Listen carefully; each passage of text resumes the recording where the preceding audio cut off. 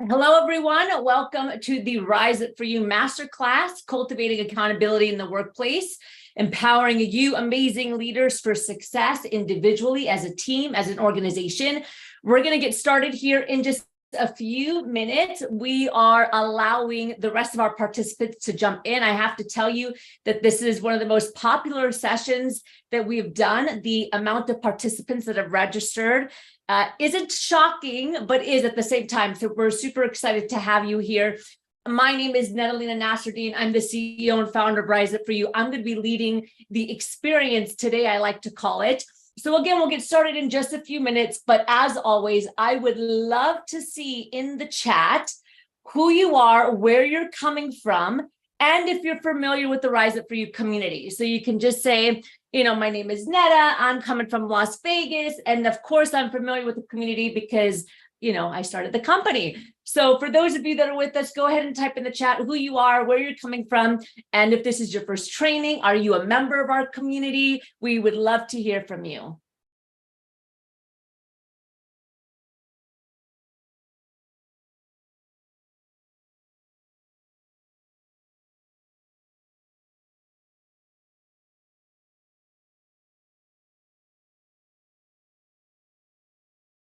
Ooh, I see lots of first sessions. I love this. This is fantastic.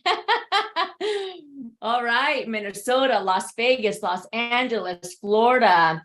Fantastic. Well, Wisconsin, Dallas. Very, very cool. All right, what else do we have? OC, first time. California, first time. I love that we have so many first timers. It's great. Riverside, I used to live there. Seal Beach. Hi, Crystal. Fabulous to have you here. Hi, Netta. Can you believe there's another Netta, everyone? I have only met like one Netta in my life, and we have one in the community that I absolutely adore. Great to have you here. All right, we have Edmonton, Canada. Fabulous. Who else do we have as we're bringing everyone in? Las Vegas. My first session ever, but you're reading the book. Fabulous. We have Iowa. Great, great, great, great, great. Okay, we're going to get started in just a few minutes. Again, we're waiting for a few more participants to jump in. If you're just joining us, I was mentioning that this is by far one of the more popular master classes that we have run this year. And, I'll talk a little bit about who we are in a second, but I can definitely say that accountability is obviously something that is needed on an individual level, on a organizational level. So very excited to talk about it today, to share with you some tips and strategies. We're also going to have a little bit of interaction. So if you're new to the Rise It For You community, please know that this is not a passive learning. You will need to use your phone. We have some applications that we do some fun stuff with. That's the best way to learn. That's the best way to create transformation, is to have engagement and experience. So be ready for that, because we have a lot to share. We got a lot to cover with you today, and we're super excited. So again, I'm going to give about maybe one more minute. In the meantime, continue to put who you are in the chat, and tell us what you're excited about for today. Why are you here for accountability? Is it something that you're needing more of personally? Is it an organizational thing that you feel is something that maybe needs some support and growth? We have Vancouver, BC here. I love it. Again, we'll get started in just 1 minute.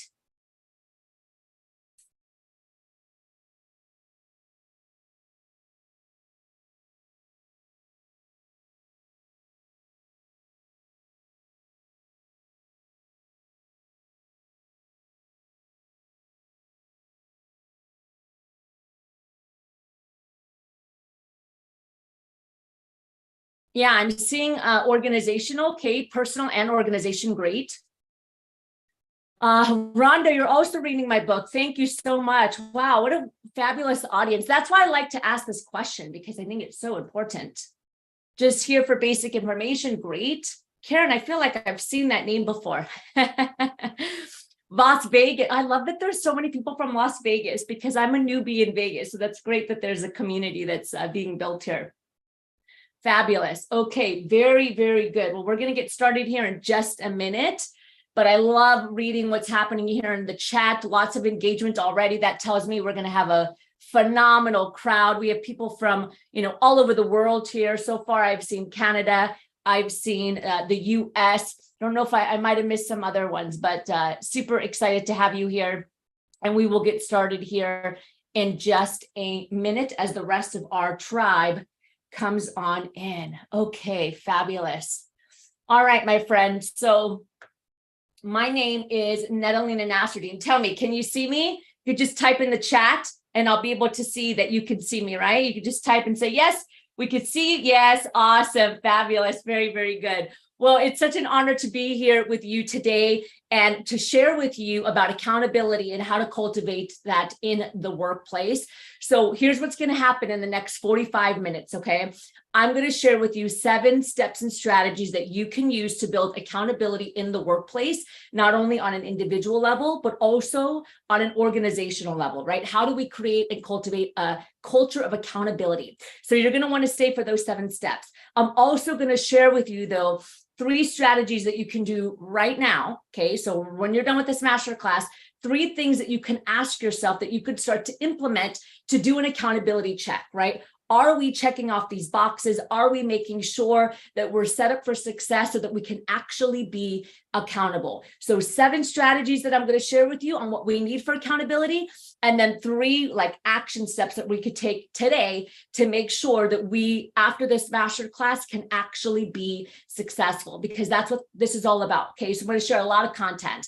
I always love to do Q&A at the end. So I will allow time. I don't know how much. It really just depends on the engagements together, but I'll typically allow at least 5 minutes of question and answer so that you can ask me customizable questions, because that's really where the gold comes in, right? Is asking questions that might pertain to your organization, your leadership, whatever that is. So that will happen at the end. As mentioned, this is interactive. So if you have your phone with you, okay, or your laptop, one or the other, I would say your phone, you're going to want to keep that next to you. And I never say that, but you're going to want to keep that next to you today, because we're actually going to use it through this entire process, okay? Because I'm going to ask you some questions and we're going to look at who we have in the room, which I love, okay?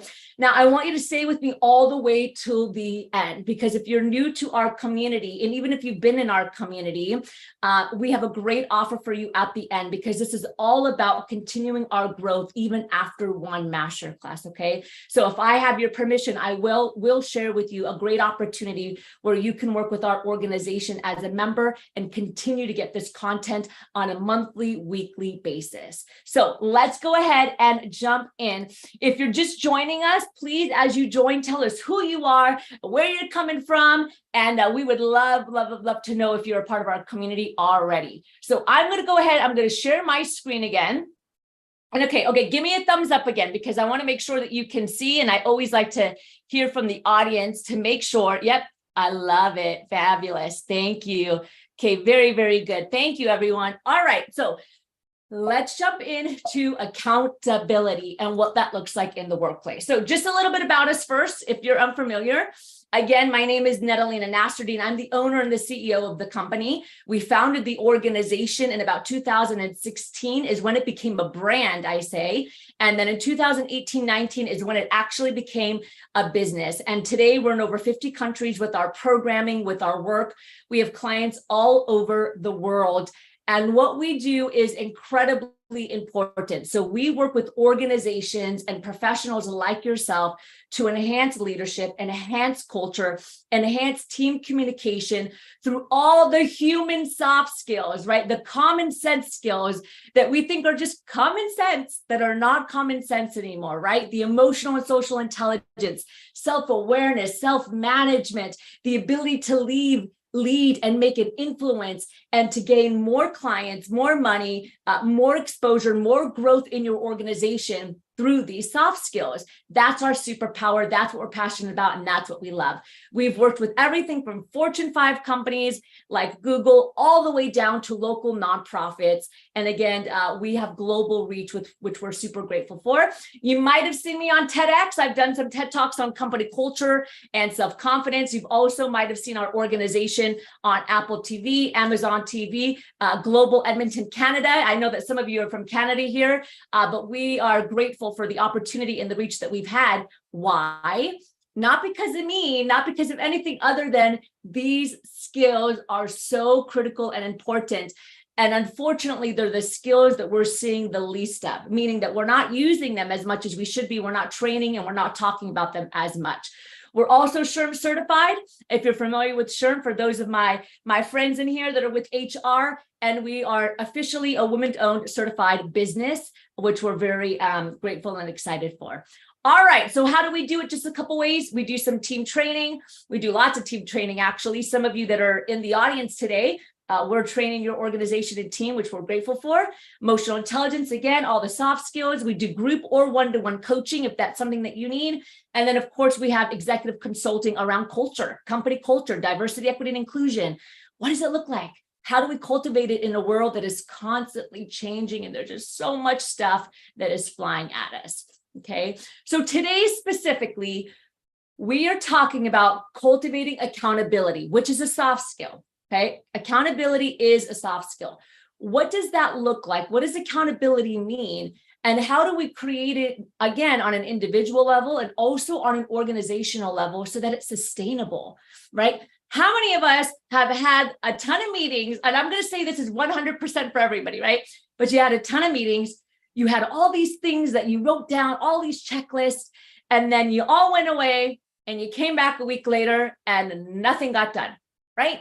Or maybe a month later, you had this project or all these tasks. You walked out of the brainstorming session, you walked out of the leadership session, and you thought, awesome, okay, we're all set to go. There's clarity. Everybody knows what they're doing. And then you come back a week or two later and nothing got done. Can anybody relate with that? You could just put an emoji in the chat. You could give me a thumbs up and say, I love it, right? Like, we've all been there where we think it's super clear, right? I see little smiley faces because we can all connect with it, right? So the accountability didn't happen. So how do we make sure that we could shift this? Okay, so here's where interaction comes in, my friends. Again, remember I told you it was interactive. I want you to take your phone. I want you to scan this QR code, or you could simply go to menti.com and you're going to type in this code, 8729-8659, okay? And I'm going to ask you a question. These are all anonymous, by the way. We can't see who's writing them, but we're going to see as a group here today, again, that's from all over the world, what are some of the questions that I'm going to ask you, okay? So scan this QR code. You're going to type in the code. And the first thing I want to know is, what does accountability mean to you? Okay, there's no wrong answer, but I do want you to partake. What does accountability mean? So you're going to go again to menti.com and you're going to type in that code.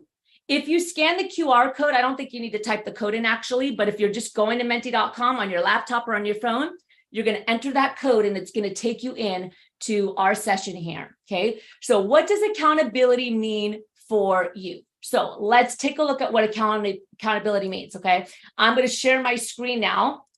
We're going to go to the opposite screen. All right, can we see this? Can we see what it means to be accountable here? Okay, let me know if you could see it. Fantastic. Okay. All righty. So how are we doing? Yeah, great. Okay, let me make sure you guys can all see this. All right, give me a thumbs up. Can you see that? So far, we have 24 responses. Okay, yep, okay, fabulous. Okay, so this right here, this is from you. This is from everybody that's here today, okay?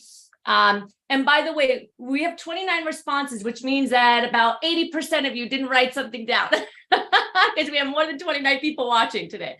So what does that mean? Doing what you say you will do, owning what you do, and what you're, oh, I love ownership, fabulous, follow through, doing what you have committed to do, okay, doing what you say you're going to do, taking responsibility for your actions. Okay, so pretty cool. We're all pretty much on the same page, right? Ensure what is requested, follow up, tracking, setting goals, follow through, saying what you'll do, doing what you say, being responsible, taking responsibility. People do what they say they're going to do. Okay, owning, I'm seeing like a lot of ownership, a lot of follow through, right? Completion, owning respect for other person's input and action. Yes. Do what we say we will do. Do as you say. Yes. Addressing what is not done. Ooh, I like that, right? Because that's the after part, right? Do. Taking responsibility. Fantastic. Okay. So yeah, all of the above. Absolutely all of the above. Okay. And now the question is, how do we make that happen? Okay. So how do we make all of that happen? So I'm going to go back to my PowerPoint here and we're going to jump in. get your notepad ready, get your notebook ready, because we are going to now actually start taking some notes on the strategy, okay, for building accountability. All right. So ownership, that's what I have. And you guys said it, which is awesome, right? Because that means that we're all basically on the same page. Sometimes people can confuse accountability for responsibility. Okay. But remember that responsibility is what you get. Okay. And we hope that accountability for the actions is the result. Okay. So we all get responsibilities, but what we need is the accountability and the action so that the responsibilities get accomplished. Okay. And that's really the goal. So it's all about ownership. It's all about ownership. There's a great book by a guy named Jocko. He was a Navy SEAL, and he talks about extreme ownership. If anyone has ever read the book, okay, check it out. It's really good. So diving in even further, did you know, we always love to talk statistics here because we want you to know that this is a very real thing. They asked over 40,000 leaders, okay, about accountability. 85% of survey participants said that they weren't even sure what their organizations were trying to do, meaning that they didn't really know the big picture or the big vision, okay? Now, here's what I want you to do. If you're in this room and you're leading a team, even if you're not leading a team, I want you to think about this on an individual level, but I also want you to reflect, especially if you have a team, if your team might be struggling with this, okay? So I want you to think, have you provided a very, very clear idea of what the vision is? And the best way to know is by asking, right? Because when you ask and when you get information, then you know if it's clear or not, okay? 95% of people, this is one of my favorite statistics, by the way, because we're going to talk about self-awareness today. 95% of people think that they have self-awareness, okay? But according to Business Harvard Review, only 10 to 15% actually are self-aware. Now, we can attest to this because we're constantly doing executive coaching. We're constantly assessing teams and their professionals, and the amount of people that when they take their emotional intelligence assessment that we provide, when they take their confidence assessment that they provide, they usually give themselves around 9s and 10s, right? I had this last week. I was with an executive, lots of 10s, lots of 9s. And I knew when this was happening that probably not very self-aware, right? And then they get their scores back, lots of 5s, lots of 6s, lots of 7s. So the self-awareness is not accurate, okay? So this is a big statistic, because as we know, in the workplace, especially when it comes to accountability and taking ownership, that self-awareness and understanding how you're showing up is like one of the key indicators of being able to take ownership, okay? You can't take ownership of something you're not aware of. All right, let's keep going. 20% of individuals constantly seek and offer feedback. Only 20%. Oh, right? That's like 1/5 of the workplace. And 80% do not. I attest this to self-confidence. For those of you that know, we love to talk about self-confidence. I wrote a whole book on it, right? Because feedback can be scary, right? And so sometimes we don't seek feedback. And then sometimes we don't give feedback because maybe we're afraid of conflict or we're afraid of having these conscious conversations, but that impacts our ability to take accountability. 84% of the workforce describes itself as trying, okay, trying but failing, or avoiding accountability, even though they know that they need it. And even when employees know that they have to fix something, there's still an avoidance around it, right? Okay, that's a staggering number. 82% of managers acknowledge they have limited to no ability to hold others accountable. Now, I don't know how I feel about that, right? Because that's saying that 82% of managers have basically given up on helping people get accountable. Okay, we don't want to do that. We want to be able to coach.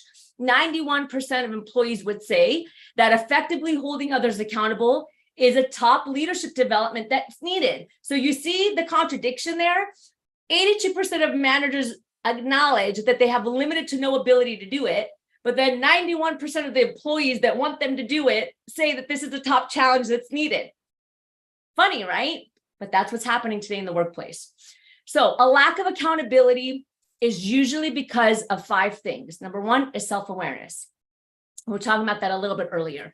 And as I put these up here, I want you to think about which one probably pertains to you and your organization, okay? I'm going to give you 5. First one is 100% self-awareness. And it's kind of been a thing that we've been talking about so far. You can't take accountability for something when you have a blind spot around it, meaning that you don't realize, or maybe you do, right? Explicit or implicit, that you should be taking care of that responsibility, right? There's no ownership of it because there's a lack of awareness of whether or not you should have ownership of it, okay? Self-awareness is one.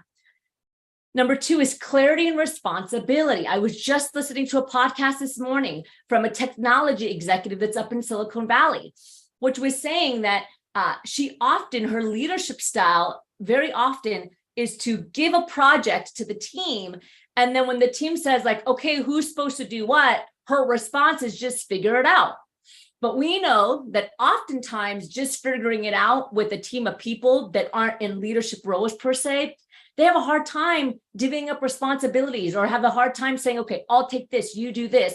So there's a lack of clarity in responsibility, which leads to what? Nothing getting done, right? That's when 2 weeks from now or a month from now, you come back, who started the project? Is it done? And individuals say, well, yeah, did you do it? I thought you, blah, blah, blah. And then that's when the finger pointing happens, okay?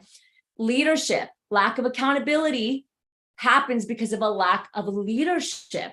The amount of leaders that we work with on a daily basis that just really struggle to have conversations with their team, providing feedback with the team, which we're going to get to here in a second, right? So when leadership is accountable and when leadership takes ownership, even when it's difficult, we then start to trickle a culture of accountability, which is what we want, right? And remember that leadership, you're the ones that are leading the way, which means hopefully, and we'll talk about this here in a second, you're building a system for accountability, right? An actual system of metrics and measurements so that we can see that the accountability has actually occurred. Feedback, we're going to talk about this today, right? So a culture of feedback. Okay, if we don't have feedback, we lack accountability. And lastly, people systems. What does people systems mean? Just like we have systems for marketing, just like we have systems for, sales, we have systems for business opportunity and business growth. We also need systems to grow people. And we need systems that people understand they can follow as a professional, as an employee, okay? So for example, an example of a people system is having a robust performance review system that doesn't just happen one time a year, but that happens consistently, okay? That also has indicators of consequences if they aren't met, right? These are all systems that we need to put in place. So let's jump into the 7 steps of achievement, okay? Now, some of these things I'm going to say, and of course you've heard them before, okay? Maybe half of them, maybe all of them, you'd say, yeah, we've heard it before. What I want you to do is I want you to look at this from an experiential lens. So I want you to ask yourself, okay, I've heard this before, but is it actually happening? Are we actually cultivating it, okay? And if it's not, write it down and put a check next to it and say, okay, we got to work on this part, okay? Because I really want you to be able to take away from here and then be accountable, right? Be accountable for what you learned today and take the action that's needed. Okay, so number 1 is setting clear goals and expectations. Now that sounds really easy, but it is incredibly hard because this is all about communication, right? And of course, communication is a soft skill. Lots of communication training that we do, okay? Oftentimes we think we're clear and we think the expectations are set, but there's a difference between communication and comprehension. Remember that. There's a difference between communication and comprehension. So you can be setting clear goals, you can be setting clear expectations for you, but they might not be comprehended the way that you want, which therefore means that they're not clear. That therefore means the receiver is not getting the communication and the clarity around the goals and expectations that you have intended, okay? So that's why it's really important to understand, is my communication being comprehended in the way that I intended it to? Otherwise, that's where we see communication gaps, okay? So clearly communicate the purpose and the goals of each project and each task, each job role, each job description. whatever it is, but when you're working with a team member and there is a goal, there is an outcome that you're trying to reach, this is your job description if you're hiring somebody new, make sure that it's clearly communicated. How do we make sure it's clearly communicated and comprehended? First, there should be multiple ways of communication, okay? People learn in multiple intelligences. It's not enough just to say. So verbally communicating and following up with clarifying questions. For example, is there anything about this job description that is uncertain to you? Can you tell me in your own words what you think your job duties are? That one's very important, okay? Can you tell me in your own words what you think needs to get done? Because when you hear somebody talk it back to you, that's very revealing on whether or not the communication was comprehended. Okay, these questions are all really important. And you can do this in a very kind, loving way. It doesn't have to be condescending. Then sending a follow-up email. Thank you so much for our great meeting today, team. As a reminder, here's what we talked about, and here are the individuals that are accountable. Okay, send it, shoot it out. Okay, number 3 is having a task board or a digital board, okay? It could either be in the office, right? A whiteboard where you have all your tasks and who's accountable for what and the deadlines, or you can do it digitally. My team works remote, for example. We have team members all throughout the US and Canada. So we have a digital board called Airtable, which we absolutely love. So if you're looking for a new system, Airtable is great, okay? Airtable, we have a whole entire accountability to-do list board in there. We go in there, we type in what's the task that needs to be done, what are the notes for it, who's the person requesting this task in this project, okay, whether it's me or our a VP of sales or whoever, executive coordinator. When does it need to get done? Is it urgent? Is it by the end of the week? Is it by the end of the day, right? Is this something that we're just working on over the next couple months? Okay, and there's a whole task and checklist that we do that we're accountable for, okay, so that we can be accountable to our responsibilities. Okay, measuring progress and success. So what does accountability look like at the end? Right? I'm a huge fan of SMART goals. We all know what SMART goals are, right? Specific, specificity, and what needs to get done. Okay, measurable. Is it actually attainable in the big picture of everything that's happening? Is it relatable to the vision of the organization and the goal of the individual that's working on it? And is it timely? Okay, meaning do we have time to it? And I think this is the one that I see most often not communicated, right? Is hey, this needs to get done. But when does it need to get done? Is it urgent? Is it something that I can worry about in a couple of weeks from now? Or do we need to have it done by the end of the day? Okay, so those are the kind of things that we need to think about. And how do we measure progress? What does success look like when it comes to accountability? Okay, weekly check-ins to ensure everyone is on track. Okay, this is something that's often overlooked. Usually when we have weekly check-ins, it's information galore, more information, but you never really take the time to go around the room and be what are you working on? Where are you with this project? Give us an update. What's the timeline? Now, when you do a round robin, that puts a little bit more pressure, responsibility, and accountability on the individuals. So even for my team, we have a smaller team. Every Monday, I do minimal talking, right? It's all right, team, tell me where we're at. Okay, we go through every single person. What are the results? What was the impact that we made last week? Financially, where are we at? Where are the new clients and companies? Where are we at with this project? And every team member goes around and they have to present. Okay, and we have measurements that they have to present, right? How many meetings we have? How many LinkedIn opportunities? What did you do on Apollo, which is a platform that we use? And they have to go through the whole list and say, this is and give us the measurements, right? And the tracking. And then lastly, sharing the why as a leader. So why is this goal? Why are these expectations needed? What's the bigger picture of it all? So that I, as an employee, I, as a leader, I, as a professional, understand the bigger picture of what my work is doing, okay? Because oftentimes, when you know the contribution that you're making, you don't want to let people down at the end of the day, right? You understand the bigger why to it and how your role takes part. You don't want to let your team down. You don't want to let your company down. But when individuals don't realize that they're actually adding value and that when they don't do something, it hurts the team and the organization, if they don't get that, they think that they don't exist, right? It's as if they don't have meaning or purpose or value in the workplace, which we have all heard about today, right? This is a very common topic. So sharing the why. Step number 2, provide consistent feedback. Now, once a year performance review is not enough alone. Not enough alone. So if you're only doing a performance review one time a year, we need to start implementing once a quarter peer reviews as well. Okay, so that's the peers that they're working with. Is there accountability and respect and responsibility and ownership with the peers? Once a month leadership forward feedback, I call it. Okay, every leader in here should be meeting with their team at least once a month, not on a project, okay, not on a task, but on the overall functions and accountability of the individual, and giving them what I call forward feedback. Meaning, instead of saying, you did this, last week you did this, this isn't working here, that you're giving them feedback that's moving forward. For example, in the next 2 months, I would love to see more collaboration with your team.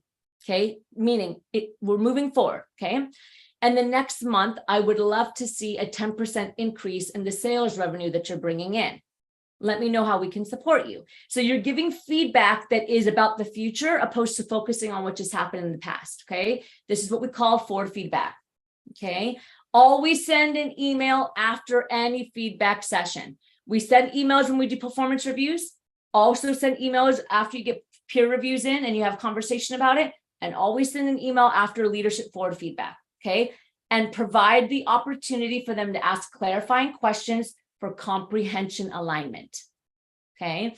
Number 3, opportunities for collaboration. This is all how we create accountability. Okay. That are peer-based. So creating cross-functional teams that have to work together, okay, on specific projects, creating more accountability, because now I'm not in a silo. Now I have a team that I have to support. Now I have a team that is relying on me as well. Allow for job sharing, rotating assignments twice a year. We once worked with an organization where the CEO, every month, he hired a new CEO within the company internally. So he basically was like, you're the new CEO for the next week. And that CEO, right, the team member was accountable for making decisions for the organization. Now, of course, the real CEO was supporting them, but the reason why they did that was for ownership, accountability, understanding the big picture of when things don't get done, here's how it impacts us. And when we work together, here's how it impacts us. So think about that. Is there opportunity in your organization to rotate some of the assignments once a year, twice a year? Okay. Always conclude with a peer-based review on projects, and projects should have at least 3 people, especially if you're doing peer-based. Because if you're doing peer-based, it's not fair to have one person, for example, because sometimes they might have a biasness towards that individual. You want to make sure that you have a diverse team that can provide feedback to one another that's going to be equitable. Okay. Step number 4, recognize accountability. When you do, we don't do this enough. Me too. I take like full ownership of this as well. Recognizing when people are accountable and when they do get things done. Like I always champion my team member, Lauren. Okay. Many of you know Lauren. Sometimes I'll say something in a meeting and I won't say it again. And like the next day she's like, got it. I'm like, you got it? You done? She's like, yeah, you said it once in the meeting. So I did it. Yay, Lauren. I love those of you that know Lauren. I love that you're giving her shout outs, right? So that to me is like super honorable because she's accountable. I say it one time, boom, chick is done. Okay. So ways that you can provide bonuses, you can provide incentives, especially in collaborative projects, right? So the top group gets the VIP dinner. I see this a lot in the mortgage industry when we work with mortgage organizations, right? Like they have their team of sales, right? So when they're accountable for certain steps, like the top group at the end of the month, they'll get a VIP dinner with the CEO, a substantial gift card for individuals. A substantial gift card means not a $10 Starbucks card. Sorry. I know we should be grateful, but we want to make it something that's just a little bit more robust so that the team is excited about it, right? So maybe it's a $50 gift card. Maybe it's Starbucks for a month that they get. Well, whatever it is, but something that's a little bit more robust. Create a recognition program for individual accountability. Weekly tracking checklist that the individual reports on. publicly recognizing those that are accountable during meetings, during events. I always like to talk about the Chief Accountability Award, right? So maybe it's once a quarter. The Chief Accountability Award goes to whoever that team member is. Give them a Starbucks card, give them a massage, VIP, well, whatever it is, okay? But that Chief Accountability Award can go a long way, especially if you have team members that are reward-driven or incentive-driven, all right? Now, let's keep going. Number 5 here, teach self-awareness. Now, I'm not just saying this because I run a organization that teaches emotional intelligence and soft skills. Remember, ownership, which is accountability, can only be taken when there's an awareness around yourself and the people that are around you, okay? So providing programming, training, and coaching around blind spots. Every single person has blind spots, including myself. Every human being has areas within themselves that they cannot see. And the only way they're going to be able to take ownership and grow is if they become aware of those blind spots. And sometimes they need help around that, okay? Self-awareness training and understanding. What does it mean? Provide soft skills training and coaching to uncover the strengths and opportunities, okay, around individual contribution. So some of you know, because you've heard this story, that I was an executive. When I was 27 years old, I had 200 team members under me. I thought I was the most amazing leader ever, right? I thought I was the best leader, but nobody would come into my office. Nobody would have conversations with me. And I started to ask myself, why is no one having these conversations? Like, I'm warm and fuzzy. I want to help people. Like, I want to grow and lead the team. I decided to do an anonymous survey, okay? Anonymous survey about my executive leadership. I was the only executive that did it. Out of 200 people, 75% said I was intimidating, not relatable, and I looked mad all the time. Ouch, right? Ouch.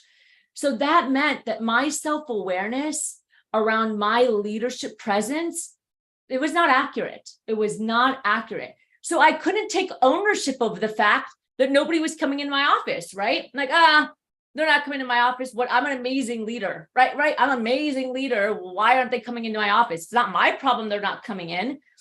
But then when I built that self-awareness and I got that feedback that was anonymous, it was very clear to me that my self-awareness was not accurate. And numbers don't lie. So when you see 75% that reported this, I have to take ownership over that, right?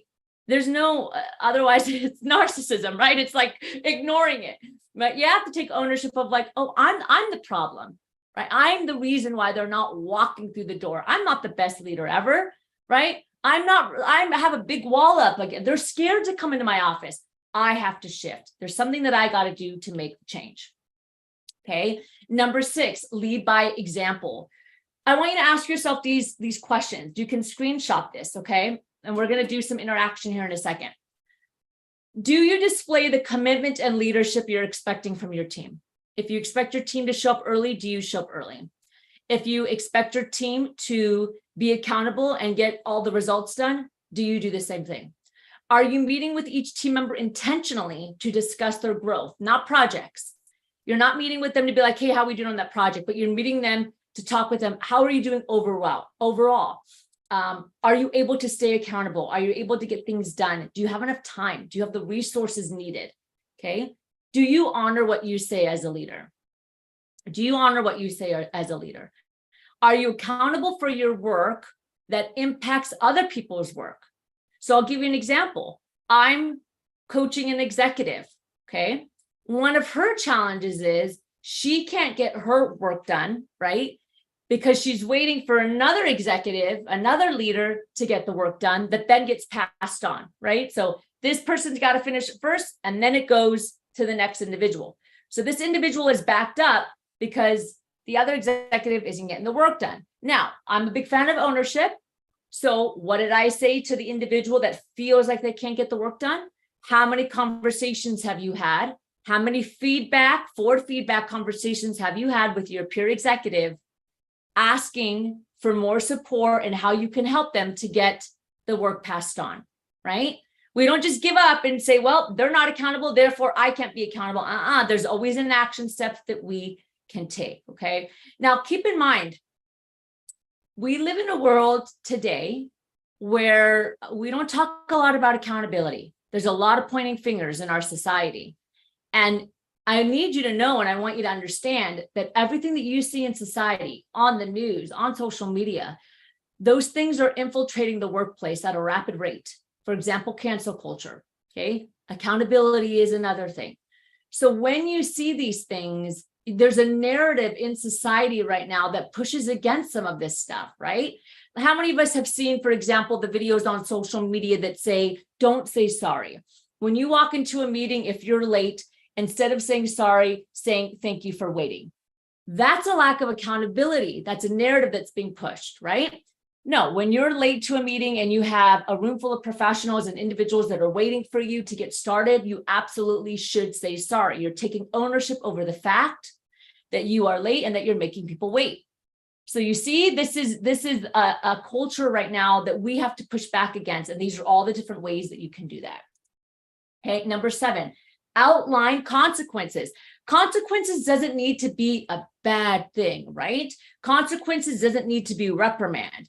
The team needs to understand that when these things don't get done, here's what happens. And when it repeatedly doesn't get done, here's the impact that it's going to make, okay?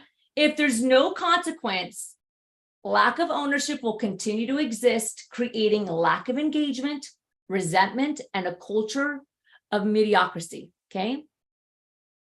Think about this. If there's no consequence, then people are going to do whatever they want.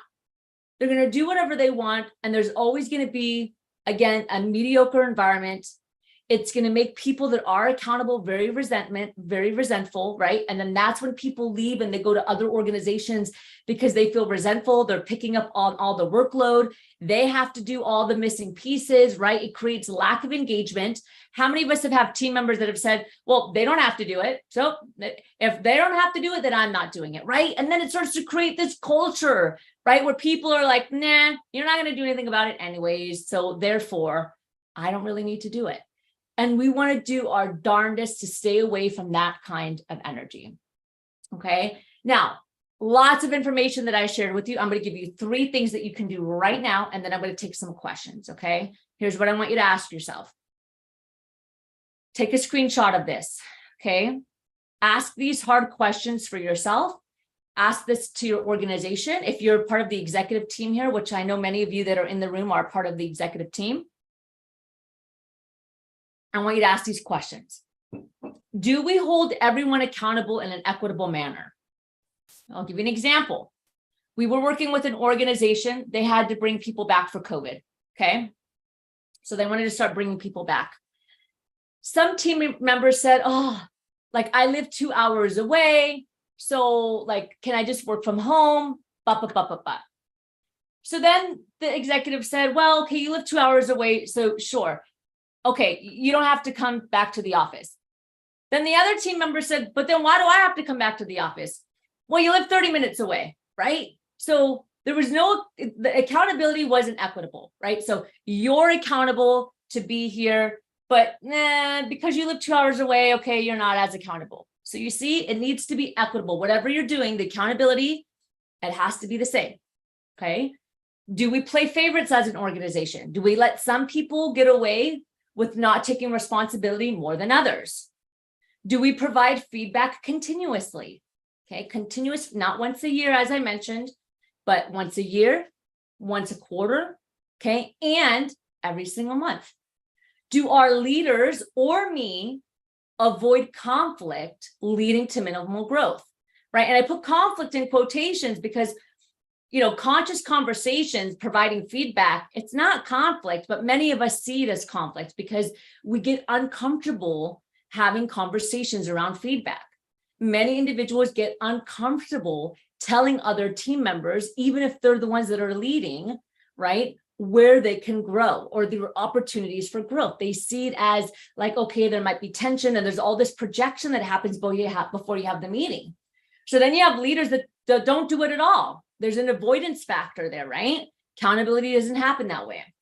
Do we have a system for measuring responsibility and accountability? Ask yourself, do we have a system for measuring responsibility and accountability? And is the team involved in personal reporting? Meaning, I call it a little bit of the hot seat, and there's nothing wrong with the hot seat. Okay, we're all adults, we're all working professionals, and we're all getting paid to do amazing work. There's nothing wrong with having each team member going around and reporting on what they're personally achieving and accountable for, so that you know each week if they're moving the mark. Okay, I'll give you an example because I think examples are important. Even with my team, we had a team member that every week was reporting like pretty much the same thing. Yeah, no meetings this week, no opportunities. I'm doing this. Okay, maybe it's a bad week. Then the second week, nothing this week. Then the third week, okay. After the fourth week, I was like, meeting time, because each week I'm not hearing any measurements. I'm not hearing any results. These are the things and these are the expectations. Let's go through that again. Now, how can we support you? We can't have multiple weeks where there's nothing being reported. What are we being accountable for? How are we getting to the benchmark? How are we reaching the goals that we want to reach? That conversation had to happen, and it did. And it was a great conversation. And now we started to see some results. Okay. So is the team involved in personal reporting? Because when they have to report on what they get done, it could be very vulnerable, right? It could put a little bit of pressure, and there's nothing wrong with just a little bit of pressure. Number two, okay, so these are all things you can do today. So screenshot this, meet with your executive team, answer these questions on your own, right? Because then you know where to go from here. Be mindful of crippling consumption, okay? Consumption overload leads to crippling effects. What does that mean? We live in a world, 8-second rule, right? We have our phones, we have our social media, we're scrolling through these feeds. There's so much information that's coming out our brain that when we have too much information and too much consumption, it could cripple our mind, and then when it cripples our mind, nothing gets done. How many of us have had that before? Right? Where it's like, we lock up and we're like, I don't know what to do. There's so much going on. And then nothing gets done. There's no accountability, right? And that's because the consumption, we are on consumption overload. Our brain is at capacity. And when your brain is at capacity, it deters you from communicating effectively, from comprehending effectively, and for being able to actually reach the goals and get things done. So I want to ask you as a leader, do you provide way too much information sometimes that can cripple your team, right? So email length, think about this. Are your emails too long, too much information, right? That your team checks out. Now, I'm not saying that they shouldn't be responsible and be an adult and read the email multiple times until they get it, okay? But we do want to be conscious of a very real thing, which is, again, the crippling of too much consumption, right? Capacity overload. So ask yourself, email length, is it too much information in there, right? Are we inundating with more and more and more before they get to even the basic foundation of what they need to get done, okay? Constant updates and change that don't allow for the flow of information. So are we changing too much, right? Change is good, but are we changing too fast and too much that it doesn't allow for them to learn and get in the flow of the information that they just learned, right? They just learned something, great. Now they're going to implement it, but before they can get into it, there's something else. And then before you know it, it's just, there's a lot of mediocrity that's happening because there's too much stuff that's coming. Nothing gets done, no accountability. Meeting overloads, too many meetings, right? Not enough accountability to get things done because they're constantly in meetings. And what I call the fuzzy four, and that's what we're going to talk about today. So remember, everything that's happening socially and outside of the workplace, it comes into the workplace, okay? So there's four things, we call them the fuzzy four that impacts, okay, how we show up, our energy, our ability to take accountability, our ability to take ownership, self-management, it impacts every aspect. And now they're being, boom, brought straight into the workplace. And we saw this with COVID, and it hasn't gone away. There's four things that impact us, okay? Number one is people, okay? The energy of people. So fuzzy four means that these are the things that make you fuzzy, that cloud your brain, that cripple you from getting things done. Okay, again, crippling consumption. People. Every single person carries an energy. Okay, is the energy positive or is it negative? Okay, is it taking away or is it adding? Number two, food and drinks.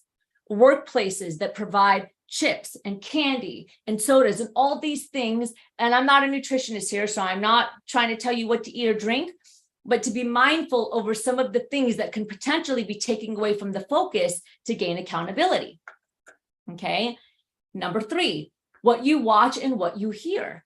So the things that you're listening to and the things that you're watching, potentially the news, right? Conferences, whatever it is it adding to you, or is it creating too much consumption and negativity? They were saying that research came out that a lot of individuals got sick during COVID. They got sick, okay? Not with COVID, but they got sick because of the amount of time they were watching the news on COVID. So individuals were getting sick just because they were consuming too much news information that was making them sick before they even got COVID. Okay, so these kind of things, they impact your ability, your energy, and your focus, and to take accountability. And the last is social media, right?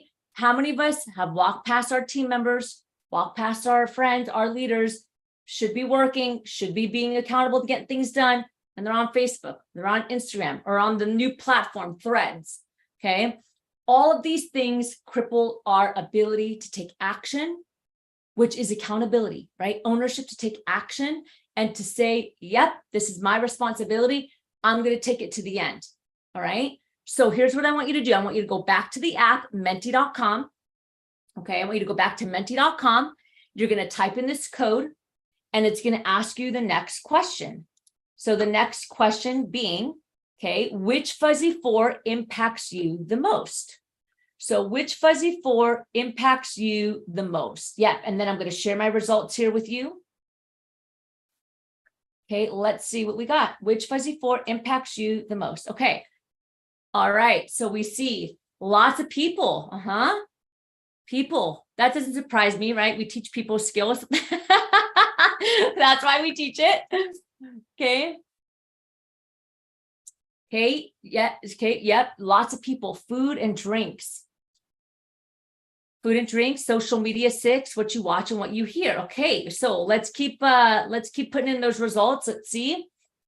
Yep, 21. Okay, so we're seeing lots of people, right? So that's really telling because your work, I mean, everything that we do is with people, right? So we can't get around it. That's why it's so important. I want to say it was step number 5 that I was saying, like teach self-awareness, teach soft skills, right? And I know, again, we think it's common sense, but I mean, we're looking right here that one of the biggest factors of fuzzy 4 for individuals is people, which means that we need to understand how to build these skills, and it's still growing and it's still moving. So, okay, fabulous. So thank you for sharing, everybody. I love the interaction that I'm seeing with you all. That's fantastic. So last couple things to share with you, okay, before we move on. Okay, we have one more step that I'm going to share with you, one more action step that you can take. And then I'm going to share with you the amazing offer that I wanted to share with you today if you're not a part of our community, and then do some Q&A. So culture check. The last step is doing a culture check. Ask yourself these questions. I even encourage you to put this in an anonymous survey. Okay. Is there a psychological safety for truth? Do you have a psychological safe culture where people can speak freely and truthful with one another while still being kind? Okay, I always say honesty without compassion is cruelty. So it's not about just blurting things out. It's having compassion and professional etiquette while still having conscious, authentic conversations. Feedback on all levels. So it's not about just doing peer reviews and performance reviews for the team member. Are the executives also getting reviewed, right? Are we getting feedback on a yearly basis on the company culture as a whole, on the leadership team as a whole, right? It's all levels that need feedback, not just entry level, not just middle management. I see this a lot. Hey, we do performance reviews every year. Great. When's the last time you as an executive had a review from your team? Right? Okay, so ask yourself that. Number 3, culture of pursuit of potential as human beings. Okay, so I'm going to say that again.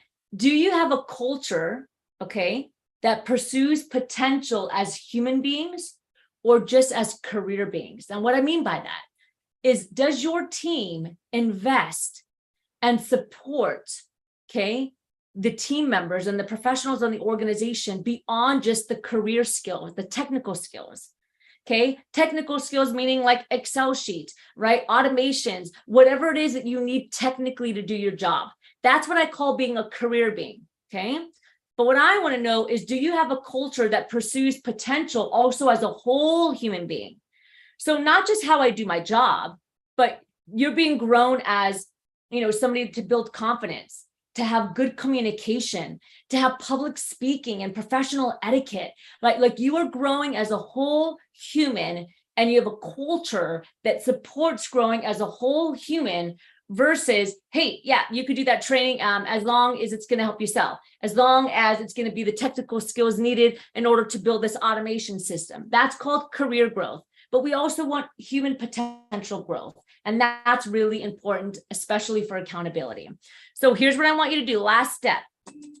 What's the first step? You're going to go back to Menti. What's the first step you're going to take in accountability today? So now I'm asking you, what's the first step you're going to take for accountability when you get off of this call today? Okay, go ahead and put that in the Menti, and I'll share the Menti with you. So what I'll do is I'll send an email with all of the results so that you can see what we've gotten from our audience today. You have all been amazing. Time flew very, very fast. As you can see, there was a lot to cover. So it's been really great to have you here. I would love to share with you a little bit more, for those of you that are new to the community, how you can continue to grow these skills, to be supported from our organization. We have accumulated something called our Growth Soft Skills membership. It's probably one of the best memberships out there right now that we can talk about. And it's all about helping you build these skills, the human skills, the soft skills, so that you can grow in the workplace, so that you can make more money, have more time, more energy, really build a thriving organization and a thriving life for you as a professional. So we have created the Soft Skills membership. It's for 1 year. It's an annual membership, life-changing courses, all on the skills that we're just not taught. So confidence, right? Creating confidence, breaking imposter syndrome, perfectionist mindset, understanding public speaking as a professional and executive presence, having professional etiquette.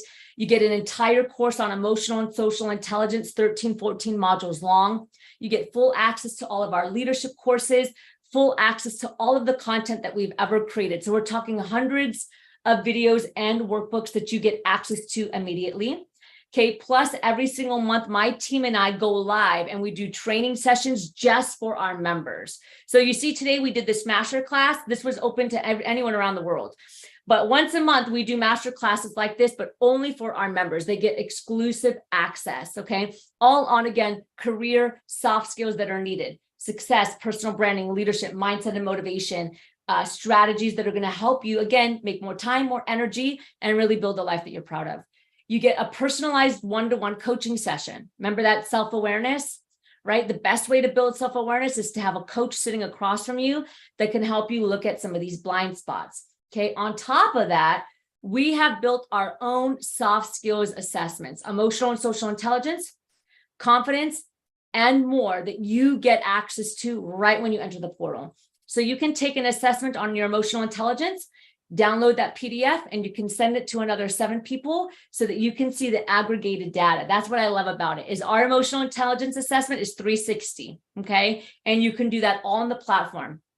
So when you put all this together, it's a lot of money, okay? It's a lot of money. We have organizations that work with us. They spend a lot of money. But you're an individual today. If you want to contribute to your growth, to build more accountability, to build the soft skills that are needed for success so that you can be the person that you're meant to be as a leader, right? As an individual. I mean, we're talking thousands of dollars, as you can see here. We don't make this number up. Like, you can go online and you can download our corporate deck and see. We're offering it to you today for $299. That's it. It's a one-time payment for the whole year. The second you pay, then you get access to all of this stuff and you can start joining us every single month. So if you're interested and you want more opportunity, you want more growth, you believe in these skills like we do, you can simply scan the code, and we're offering this until the end of the week. Okay, so you have the next 3 to 4 days to jump into this membership, get access to all of our courses, and we're providing new content each and every single month so that you can continue to be your best. All right, we'll go ahead. I'll go back to this. Lastly, if you're here with HR or if you're a leader and you need some of this in your organization, scan this QR code for a conversation with me. This is an informative call where you can ask us, like, what does this look like in my organization? How do we bring Rise Up for You in to do training, to do coaching, and to get some of these soft skills, okay? So lots of resources that we have for you, but I would love to open it up to some Q&A. We have about 0 minutes, but I'll take one question because I promised. So does anybody have any questions at all on anything that we talked about today? I would love to see what we got. Anything at all? No? Okay, somebody has their hand raised, but I don't know if it's been raised or if it's really a question. So Laura, I see that your hand is raised. Is that a question? Okay, I'm seeing, what was number 2 of 7? Okay, so you want to know what the strategy was that I gave for number 2 of 7. Yep, I'll share that with you right now because I didn't memorize my PowerPoint. Providing consistent feedback. Okay, providing consistent feedback. All right, my friends, you are all fabulous. Please, please, please, if you're interested about your growth, check it out, riseupforyou.com/membership. You can jump into that membership for just $2.99. Offers good for the next few days. And then again, if you're in HR, if you're leading a team and you need some of these skills you think, please send me an email, hop into that free informative call. Let's have a conversation about how we can support you. All right, my friends, I'm over by 1 minute. I want to honor your time. I'll see you next time. Talk soon, everybody.